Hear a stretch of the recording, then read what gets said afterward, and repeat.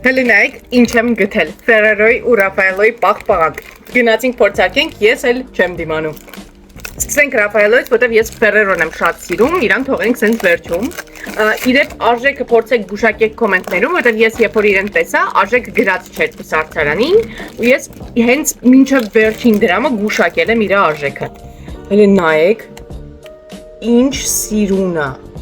սիրուն է մամա ջան։ Իսկ հիմա փորձենք։ Ես շատ ակնկալիքներ ունեմ, հուսամ, որ կարդարացվեն։ Գնացինք։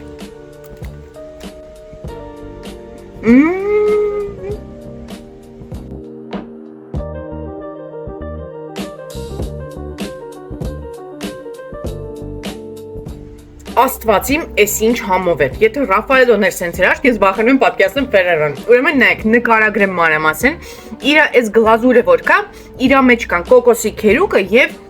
այս նուշի կտորներ, այսինքն հենց Raffaello ոնց որ ուտես։ Բացի դրանից, Raffaello-ի ներսի կրեմը որ կա, որ իրան ամենաշատ համն է տալիս։ Ինքը այսպես եթե զգաք,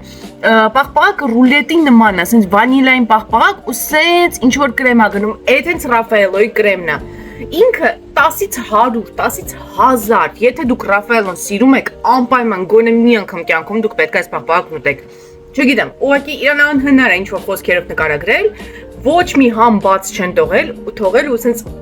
մեկին մեկ կրկնել են համը։ Կատարյալ է, ուղղակի կատարելություն է։ Գնանք Ferrero-ին։ Ferrero-ն բացենք։ Վախ, մամա ջան, էս ինչ համով փորձարկում է։ Իդեպ գտել եմ իրանց պատահական ու ոնց հասկացա, հենց այսօր էին ստացել։ Գիտեմ,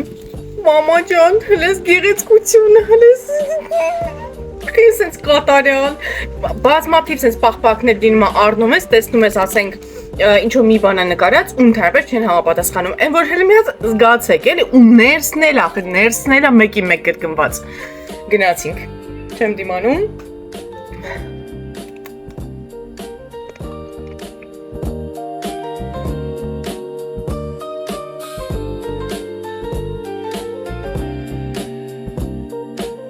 Ահա ինքը ներսից, ինչպես տեսնում եք, այստեղ էլ է ռուլետա նման, գնում է հրաշալի ուղղակի աննկարագրելի շոկոլադե պաղպաղակ, ու այս կրեմը։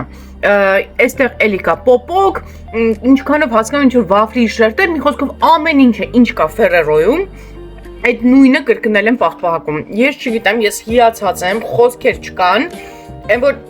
արժեր ամեն դրամը որ տվել եմ։ Մի խոսքով ուղղակի գանց փորձարկում էր, հուսամ հավանեցիք, դե գնացի։